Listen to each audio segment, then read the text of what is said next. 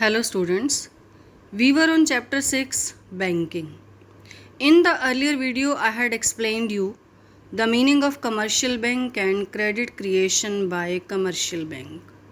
Now the next topic is the meaning of central bank and its functions.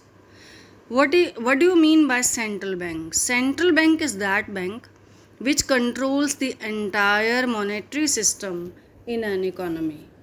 Central bank जो है वो पूरे देश के बैंकिंग सिस्टम को और मॉनेटरी सिस्टम को कंट्रोल करता है। ये अकेली अथॉरिटी ऐसी है, अकेली एजेंसी ऐसी है जो नोट इशू करने का काम करती है और इकोनॉमी में मनी सप्लाई को कंट्रोल करती है। इसके अलावा जो इसके फंक्शंस हैं उन्हीं के बेस पर इसकी डेफिनेशन दी हुई है कि ये सरकार का बैंकर होता है, बैंकों का बैंक होता है, फॉरेन एक्सचेंज को कंट्रोल करता है। इस तरीके के फंक्शंस हैं, उन्हीं के बेस पर इसको डिफ़ाइन किया हुआ है। सेंट्रल बैंक हमारे देश का जो है वो रिज़र्व बैंक ऑफ इंडिया है। एपेक्स बैंक का मतलब होता है सबसे ऊंचा, सर्वश्रेष्ठ, सबसे बड़ा। तो एपेक्स बैंक है सेंट्रल बैंक जो पूरे बैंकिंग सिस्टम को कंट्रोल करता है। तो सेंट्रल बैंक के फंक्शंस डिस्कस करने जा रहे हैं। First and foremost function of central bank is bank of issuing notes. जो हमारी इकोनॉमी में, किसी भी इकोनॉमी में जो नोट्स और नोट्स सर्कुलेशन में होते हैं, वो नोट्स इशू करने का काम, उसका एक्सक्लूसिव राइट, उसका मोनोपोली राइट, अकेला अधिकार सिर्फ़ और सिर्फ सेंट्रल बैंक को होता है। तो हमारे देश में भी रिज़र्व बैंक ऑफ इंडिया को ही सिर्फ ये राइट है कि वो नोट जारी करे। किसी भी और एजेंसी या अथॉरिटी को ये राइट नहीं मिला होता है। तो इसलिए इस फंक्शन को currency authority function of central bank भी कहते हैं। और जो नोट ये सेंट्रल बैंक इशू करता है उनको अनलिमिटेड लीगल टेंडर मिला होता है, यानी वो लीगली इकोनॉमी में as a medium of exchange accept किए जाते हैं।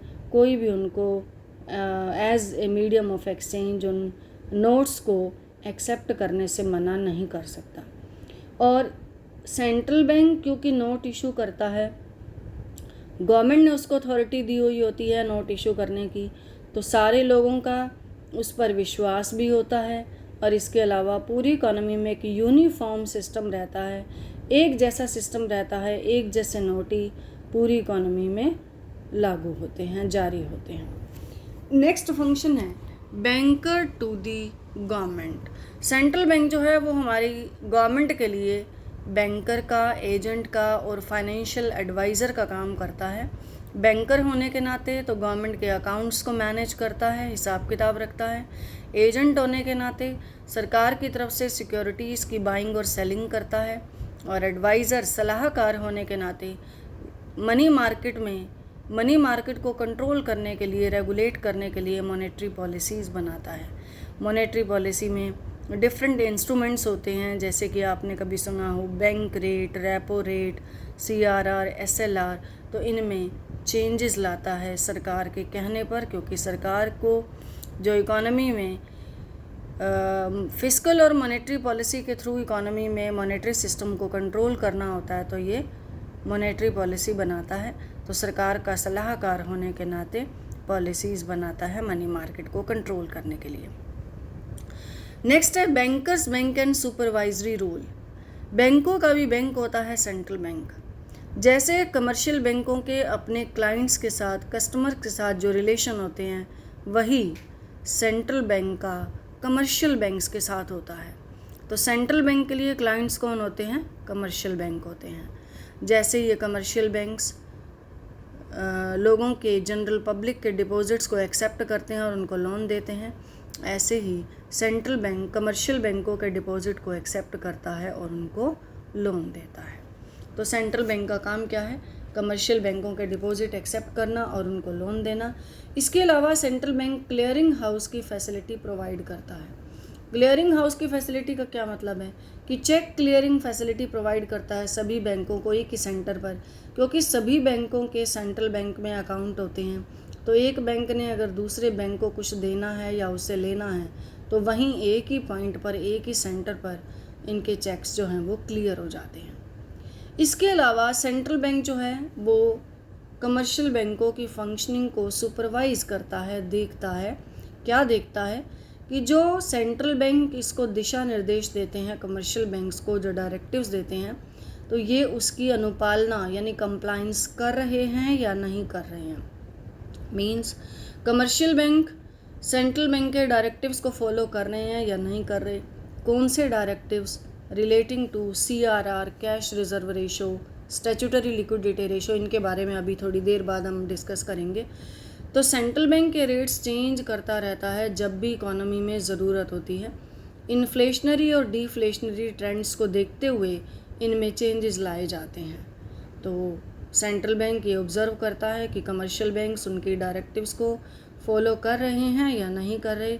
ऐसा इसलिए करता है कि ये जो चेंजेस इकोनॉमी में जिस पर्पस से लाए गए हैं, उन ऑब्जेक्टिव्स को, उन पर्पस को अचीव किया जा सके, उन टारगेट्स को अचीव किया जा सके। नेक्स्ट फंक्शन है सेंट्रल बैंक का lender of the last resort.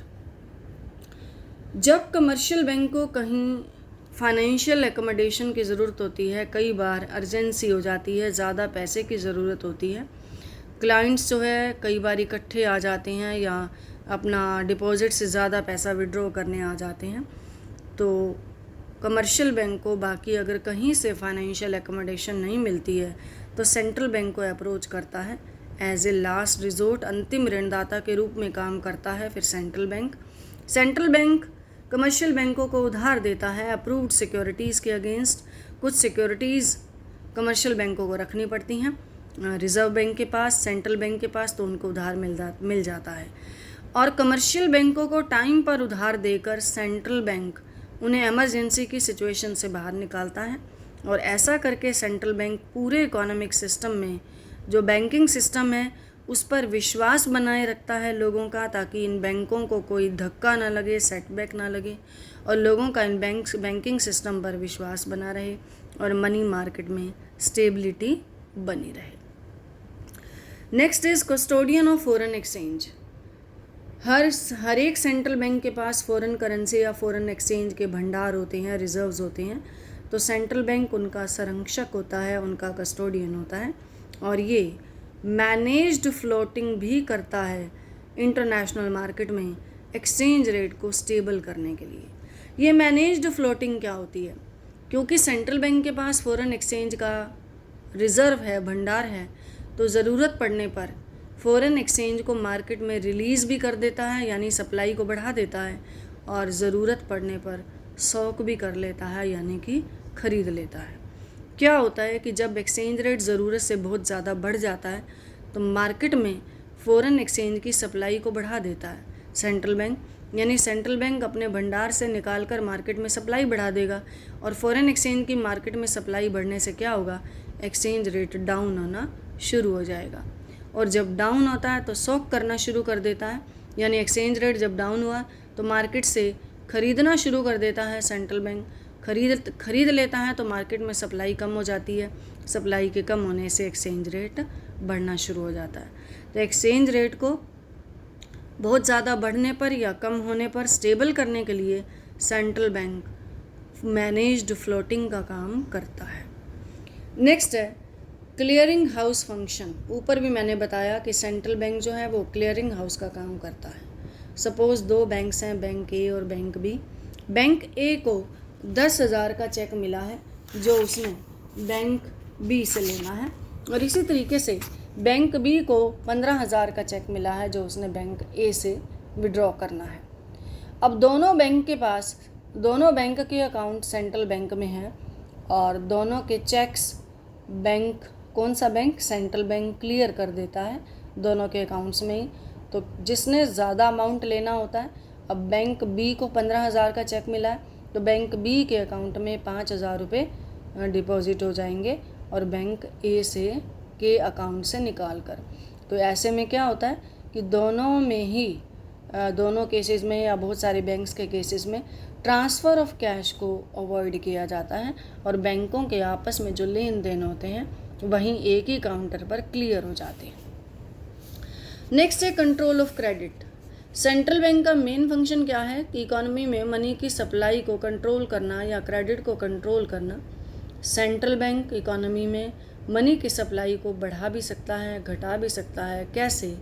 Credit control करके। क्रेडिट कंट्रोल करने के लिए डिफरेंट इंस्ट्रूमेंट्स में चेंजेस किए जाते हैं। कमर्शियल बैंक्स को डायरेक्टिव्स दिए जाते हैं कि वो क्रेडिट को कंट्रोल करें, और जो कमर्शियल बैंक्स हैं इन्फ्लेशन और डिफ्लेशन के टाइम में इन रेट्स को बढ़ाते और घटाते रहते हैं। तो सेंट्रल बैंक इन रेट्स में चेंजेस करके, इन्हें क्वांटिटेटिव इंस्ट्रूमेंट्स भी कहते हैं, चेंजेस करके इकोनॉमी में क्रेडिट को कंट्रोल करता है। यानी जो कमर्शियल बैंक्स आगे लोगों को क्रेडिट देंगे, उधार देंगे, उनको कम या ज़्यादा करना ये सेंट्रल बैंक का काम है। तो ये सारे फंक्शंस थे, इम्पॉर्टेंट फंक्शंस हैं। सिर्फ एक फंक्शन भी आ जाता है 3 या 4 मार्क्स का। शुरू वाले फंक्शंस पेपर में ज़्यादा आते रहे हैं, बैंकर टू दी बैंक या बैंकर टू दी गवर्नमेंट और lender of the last resort, issuing currency वाला, ये जो फंक्शंस है ये काफ़ी आते रहे हैं एग्ज़ाम में, तो ये इम्पॉर्टेंट क्वेश्चन है। अगला इसमें डिफरेंस दिया हुआ है। वैसे हमने कमर्शियल बैंक के बारे में भी स्टडी कर लिया है और सेंट्रल बैंक के बारे में भी स्टडी कर लिया, तो दोनों में क्या डिफरेंस है। तो आप बताएंगे सेंट्रल बैंक तो एपेक्स बैंक है, सारे बैंकिंग सिस्टम को कंट्रोल करता है, और कमर्शियल बैंक का क्या काम है, जनरल पब्लिक से डिपॉजिट एक्सेप्ट करना और उनको उधार देना। और सेंट्रल बैंक क्या करता है, कमर्शियल बैंकों के डिपॉजिट एक्सेप्ट करता है और उनको लोन देता है। ये कमर्शियल बैंक जो है जनरल पब्लिक के साथ डील नहीं करता, मतलब हम लोग अपना पैसा आरबीआई में डिपॉजिट नहीं करा सकते, हम कमर्शियल बैंकों में कराते हैं। सेंट्रल बैंक जो है इकोनॉमी में मनी सप्लाई को रेगुलेट करता है, और मनी सप्लाई का मेन सोर्स भी है, क्योंकि ये नोट इशूइंग का जो काम है वो सेंट्रल बैंक को मिला हुआ है। और कमर्शियल बैंक भी सप्लाई ऑफ मनी में कैसे कंट्रीब्यूट करता है, बढ़ाता या घटाता है क्रेडिट क्रिएशन करके, इसके बारे में हम पहले ही डिस्कस कर चुके हैं। सेंट्रल बैंक फॉरेन एक्सचेंज का भंडार होता है, मैनेज फ्लोटिंग करता है, और कमर्शियल बैंक जो है फॉरेन एक्सचेंज का भंडार संरक्षक नहीं होता है, ये सिर्फ सेल और परचेज कर सकता है फॉरेन करेंसी की, और सिर्फ अपना प्रॉफिट अर्न करने के लिए। वो भी कुछ एक बैंकों को ये अधिकार मिला होता है फॉरेन एक्सचेंज में डील करने का। Central bank note issuing authority है, यानी करेंसी अथॉरिटी है ये देश की, लेकिन commercial bank note issuing authority नहीं है, सिर्फ और सिर्फ सेंट्रल बैंक को ये अधिकार मिला होता है। सेंट्रल बैंक तो देश की ग्रोथ और स्टेबिलिटी पर फोकस करता है, जबकि कमर्शियल बैंक अपना प्रॉफिट मैक्सिमाइज करते हैं। तो ये था डिफरेंस सेंट्रल बैंक और कमर्शियल बैंक में। नेक्स्ट टॉपिक है कंट्रोल ऑफ मनी सप्लाई और credit supply by the central bank या आरबीआई इन इंडिया। एक्चुअली ये टॉपिक डिलीट हो चुका है हमारे सिलेबस में। इस साल जो सिलेबस से टॉपिक डिलीट कर दिए गए थे उसमें से ये एक है, लेकिन इनको हम स्टडी इसलिए करेंगे क्योंकि ये अगली यूनिट जो एग्रीगेट डिमांड सप्लाई वाली है उसमें यूज़ होते हैं, तो इसलिए हम इनको यहीं पर डिस्कस कर लेते हैं थोड़ा थोड़ा कि ये क्या चीज़ है। सेंट्रल बैंक इकोनॉमी में मनी की सप्लाई को कंट्रोल करने के लिए बहुत सारे मेजर्स अडॉप्ट करता है। इनको मेनली 2 कैटेगरीज में हम डिवाइड कर रहे हैं, एक तो क्वांटिटेटिव इंस्ट्रूमेंट्स हैं, दूसरा क्वालिटेटिव इंस्ट्रूमेंट्स हैं। क्वांटिटेटिव इंस्ट्रूमेंट्स एक्चुअली वो होते हैं जिनका पूरे देश पर एक जैसा इफेक्ट पड़ता है, सभी लोगों पर, सभी लोगों के लिए एक जैसे होते हैं ये। और जो क्वालिटेटिव होते हैं वो कुछ एक सेलेक्टेड सेक्टर्स के लिए बनाए गए होते हैं। तो quantitative instruments of credit controls कौन से हैं? ये इकोनॉमी में इन्फ्लेशन और डिफ्लेशन को टैकल करने के लिए, यानी ओवरऑल मनी की सप्लाई पर इम्पैक्ट डालते हैं इकोनॉमी में क्वांटिटेटिव इंस्ट्रूमेंट्स। तो इनमें सबसे पहला है बैंक रेट। बैंक रेट का मतलब वो रेट ऑफ इंटरेस्ट जिस पे आरबीआई यानी कि सेंट्रल बैंक कमर्शियल बैंकों को उधार देता है। कौन सी उधार? अगर उन्हें इमीडिएट या इंस्टेंट कोई लोन की ज़रूरत पड़ती है कमर्शियल बैंकों को, तो आरबीआई उनको उधार देता है। ये जो बैंक रेट है, बैंक रेट का मतलब इंटरेस्ट रेट जिस पर सेंट्रल बैंक कमर्शियल बैंकों को उधार देता है। अब इसके बढ़ाने या घटाने से क्या होगा? मार्केट रेट ऑफ इंटरेस्ट पर असर पड़ता है। सपोज़ कमर्शियल बैंकों को सेंट्रल बैंक से लोन लेना है, अगर उनको ज़्यादा बैंक रेट पर मिलेगा, ज़्यादा रेट ऑफ इंटरेस्ट पर मिलेगा, तो वो आगे लोगों को भी ज़्यादा रेट ऑफ इंटरेस्ट पर उधार देंगे, तो कॉस्ट ऑफ क्रेडिट बढ़ जाएगी, यानी उधार लेना जो है वो महंगा हो जाएगा, तो लोग उधार कम लेंगे, यानी क्रेडिट क्रिएशन इकोनॉमी में कम होगा। ये था पहला बैंक रेट। इसके बाद है open market operations. Open market operations क्या होता है? आरबीआई के द्वारा मार्केट में सिक्योरिटीज़ की सेल परचेज करना on behalf of the government की तरफ से। सरकार के कहने पर ओपन मार्केट में सिक्योरिटीज़ की सेल परचेज की जाती है। ये सिक्योरिटीज़ का एग्जांपल दिया है, जैसे कि नेशनल सेविंग सर्टिफिकेट्स, जैसे कि ट्रेजरी बिल होते हैं ओपन मार्केट में, बॉन्ड होते हैं गवर्नमेंट के, तो इनकी सेल परचेज करना। अब सेल परचेज करके आरबीआई लिक्विडिटी या कैश या मनी को इकोनॉमी में कम या ज़्यादा करता है। कैसे? सिक्योरिटीज़ को सेल करके। और अगर जब खरीदता है तो मार्केट में लिक्विडिटी को यानी मनी को रिलीज़ करता है।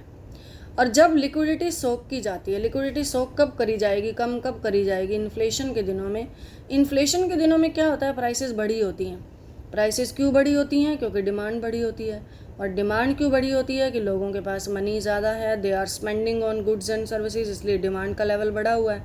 डिमांड के बढ़ने से प्राइसेस बढ़ जाती हैं। और गवर्नमेंट इन्फ्लेशन को टैकल करना चाहती है, तो गवर्नमेंट ये चाहती है कि लोगों के पास जो लिक्विडिटी है उसको सोक किया जाए, उसको कम कर दिया जाए, उसको स्क्वीज़ कर दिया जाए। तो क्या करेगी गवर्नमेंट? इन्फ्लेशन के दिनों में इस सिक्योरिटीज़ को की सेल करेगी ताकि लोग सिक्योरिटीज़ खरीद लें, उनके पास लिक्विडिटी कम रह जाए, वो कम डिमांड करें और प्राइसेस जो हैं वो कम बढ़ें। और इसी तरीके से डिफ्लेशन में रिवर्स हो जाता है।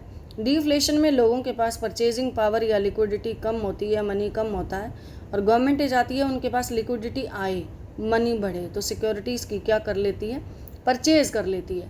तो सिक्योरिटीज़ जो लोगों के पास होती हैं वो गवर्नमेंट के पास चली जाती हैं, आरबीआई के पास चली जाती हैं, और पैसा जो है वो लोगों के पास आ जाता है। पैसा आता है तो वो डिमांड करते हैं तो फिर डिफ्लेशन की सिचुएशन को टैकल किया जा सकता है, यानी रिवर्स होता है डिफ्लेशन में। नेक्स्ट है रेपो रेट। रेपो रेट वो रेट है जिसपे सेंट्रल बैंक कमर्शियल बैंकों को लोन देता है। कौन से लोन देता है? शॉर्ट पीरियड लोन देता है। बैंक रेट में तो इमीडिएट या इंस्टेंट रिक्वायरमेंट को पूरा करने के लिए लोन दिया जाता है, इसमें कमर्शियल बैंकों को शॉर्ट पीरियड लोन देता है। और इसमें फ़र्क क्या होता है कि by buying government securities in the open market. और जिस रेट पर सेंट्रल बैंक कमर्शियल बैंकों को लोन देता है, ये वो रेट है, इसे रेपो रेट कहते हैं। इसे रीपर्चेज रेट भी कहते हैं। रीपर्चेज रेट क्यों कहते हैं? क्योंकि दोनों पार्टीज़ कौन सी हुई? सेंट्रल बैंक और कमर्शियल बैंक, इनके बीच में एक एग्रीमेंट, रीपर्चेज एग्रीमेंट साइन किया जाता है कि क्या कि कमर्शियल बैंक जो है बाद में सिक्योरिटीज़ की रीपर्चेज कर लेंगे। एक बार तो कमर्शियल बैंक सिक्योरिटीज़ के अगेंस्ट लोन ले लेते हैं आरबीआई से, आरबीआई उनके नाम जो है लोन चेक इशू कर देता है, और लेकिन ये एग्रीमेंट होता है कि कमर्शियल बैंक्स जो हैं बाद में इसे सिक्योरिटीज़ को रीपर्चेज कर लेंगे एक प्री डिटर्मिन्ड डेट पर और प्री डिटर्मिन्ड प्राइस पर। ये डेट और प्राइस जो है वो पहले से निश्चित होती है। अब क्या होता है कि जब इन्फ्लेशन के दिन होते हैं, इन्फ्लेशन यानी प्राइसेस बढ़ रही हैं, इन्फ्लेशन के दिनों में क्या करना है? क्रेडिट की डिमांड को कम करना है ताकि लोगों के पास कम पैसा आए और वो कम खरीदें, यानी कि मनी की सप्लाई को कम करना होता है।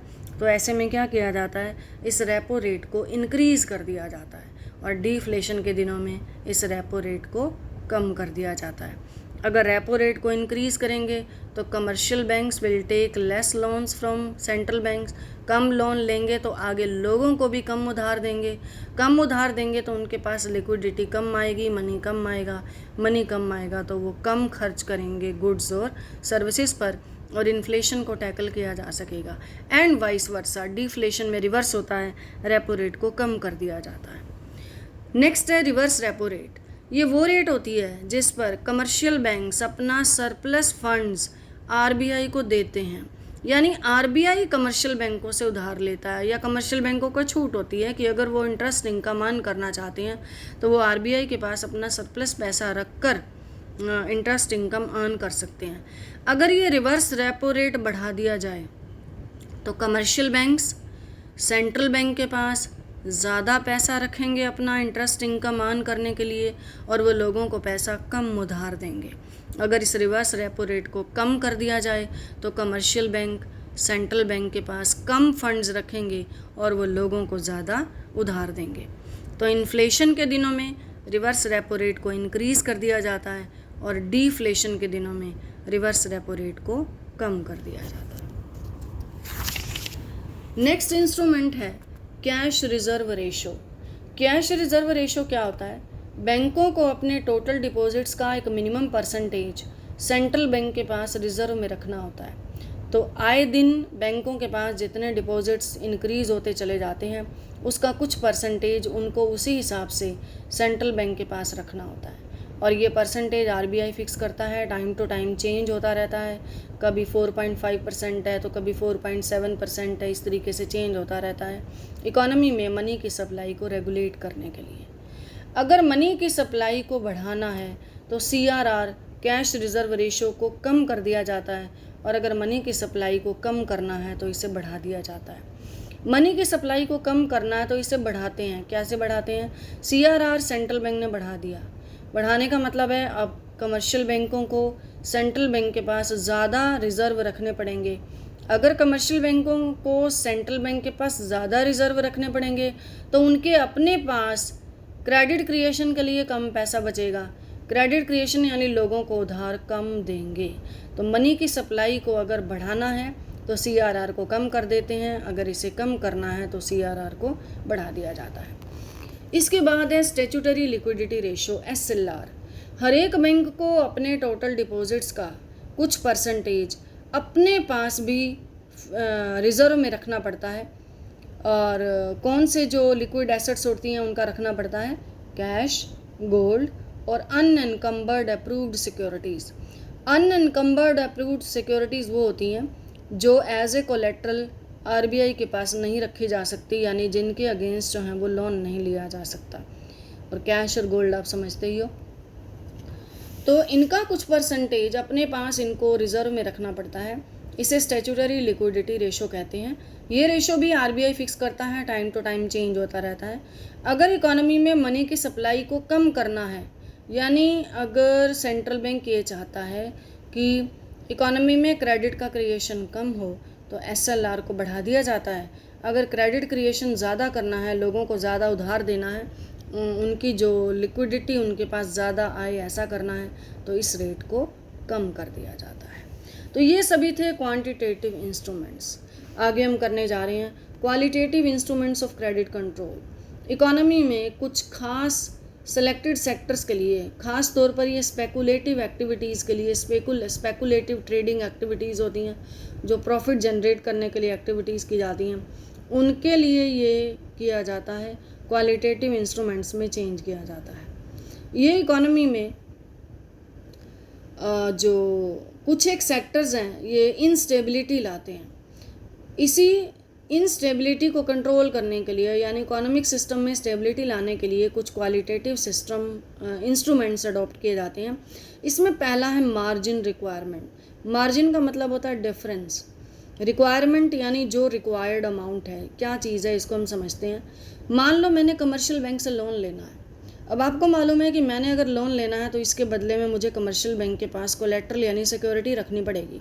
सपोज़ मुझे लोन चाहिए 1 लाख का, और कमर्शियल बैंक मुझे ये कहता है कि 1 लाख के लोन के बदले मुझे बैंक में 1,40,000 की सिक्योरिटी रखनी है, चाहे मैं गोल्ड रखूं, चाहे कोई रजिस्ट्री के पेपर रखूं, कुछ भी ऐसा, यानी 1,40,000 की सिक्योरिटी रखनी है। तो मैंने लोन का अमाउंट कितना लिया? 1 लाख, और मुझे गिरवी कितना रखना है? कोलेट्रल 1,40,000 की कोलेट्रल रखनी है। तो मार्जिन कितना हुआ? 40,000।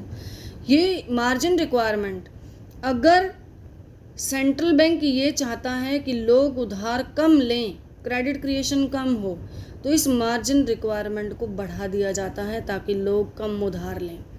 और अगर सेंट्रल बैंक ये चाहता है कि लोग ज़्यादा उधार लें, उनके पास लिक्विडिटी आए, यानी मार्केट में वो लिक्विडिटी को रिलीज़ करना चाहता है, सप्लाई ऑफ मनी को बढ़ाना चाहता है, तो इस मार्जिन रिक्वायरमेंट को कम कर देता है। ज़्यादातर क्या होता है, स्पेकुलेटिव ट्रेडिंग एक्टिविटीज़ के लिए मार्जिन रिक्वायरमेंट को ज़्यादा रखा जाता है ताकि लोग कम उधार ले पाएँ। नेक्स्ट है rationing of credit. Rationing of credit का मतलब होता है क्रेडिट कोटा फिक्स कर देना, क्रेडिट की लिमिट फिक्स कर देना डिफरेंट बिजनेस एक्टिविटीज़ के लिए।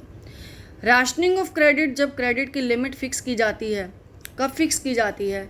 जब ख़ास तौर पर इकोनॉमी में स्पेकुलेटिव एक्टिविटीज़ के लिए सप्लाई ऑफ मनी को रोकना होता है, यानी सप्लाई ऑफ क्रेडिट को चेक करना होता है। तो आरबीआई क्रेडिट कोटा लगा देता है। क्रेडिट कोटा लगाने का मतलब डिफरेंट बिजनेस एक्टिविटीज़ के लिए लिमिट फिक्स कर देता है कि इस बिज़नेस एक्टिविटी के लिए 10 लाख से ऊपर लोन नहीं मिल सकता, एग्जांपल दे रही हूँ, या 15 लाख से ऊपर लोन नहीं मिल सकता, तो इसको कोटा लिमिट कहते हैं। तो ऐसा करने से इकोनॉमी में मनी सप्लाई को कंट्रोल किया जाता है। अब जिन दिनों में इन्फ्लेशन होता है तो कोटाज और रेस्ट्रिक्शंस लगा दिए जाते हैं, और जब डिफ्लेशन होता है तो ये हटा दिए जाते हैं, क्योंकि डिफ्लेशन में मनी की सप्लाई को बढ़ाना होता है। नेक्स्ट है मोरल सुएजन। मोरल सुएजन में क्या होता है कि एक तरीके से सेंट्रल बैंक कमर्शियल बैंकों को सलाह देता है, एडवाइस देता है कि उसके जो डायरेक्टिव्स हैं, उसके जो दिशा निर्देश हैं, उनको फॉलो किया जाए। और बैंकों को ये सलाह दी जाती है ख़ास तौर पर इन्फ्लेशन के दिनों में वो लोन कम दें, लोन को रेस्ट्रिक्ट कर लें, और डिफ्लेशन के दिनों में वो लिबरल हो जाएं। अगर वो इस एडवाइस को नहीं मानते हैं तो कई बार सेंट्रल बैंक को डायरेक्ट एक्शन भी लेना पड़ता है। और ये सभी थे क्वालिटेटिव इंस्ट्रूमेंट्स। इसी के साथ ही आपका ये चैप्टर ख़त्म हुआ। थोड़े थोड़े इसी चैप्टर में ज़रूर कर लीजिए, डायरेक्ट इस चैप्टर में नहीं आएंगे पेपर में, लेकिन यही चीज़ें नेक्स्ट चैप्टर में काम आएंगी, तभी मैंने पहले से ही आपको करा दी हैं। इसी के साथ ही ये चैप्टर भी और ये यूनिट भी आपकी कंप्लीट हुई।